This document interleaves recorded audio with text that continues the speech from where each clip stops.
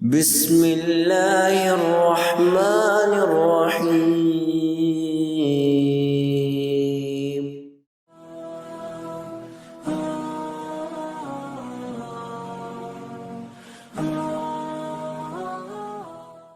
حضرت داؤد علیہ السلام سے غلطی سرزد ہو گئی اور اللہ رب العزت کی نافرمانی کا ارتکاب کر بیٹھے۔ اس پچھتاوے اور حسرت میں وہ 40 راتوں تک اللہ رب العزت کے سامنے سجدے میں سر جھکائے پڑے رہے اور توبہ کرتے رہے۔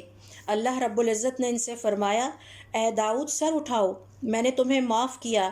حضرت داؤد علیہ السلام نے عرض کیا، اللہ تعالیٰ آپ انصاف فرمانے والے ہیں اور عدل و انصاف سے محبت رکھتے ہیں، ظلم نہیں کرتے۔ مجھ سے ایک انسان کے حق میں زیادتی سرزد ہو گئی ہے، مجھے معاف کر دیجیے۔ ابن قدامہ المقدسی اپنی کتاب التوابین میں اپنی اسناد سے بیان کرتے ہیں کہ سجدے میں پڑے رہنے کی وجہ سے آپ کی پیشانی کے گوشت کا رنگ تبدیل ہو گیا تھا۔ زندگی بھر اس شرمندگی سے وہ آسمان کی طرف سر اٹھا کر چلے نہیں بلکہ ہمیشہ سر کو جھکا کر چلا کرتے تھے۔ سوال یہ پیدا ہوتا ہے کہ وہ غلطی کیا تھی؟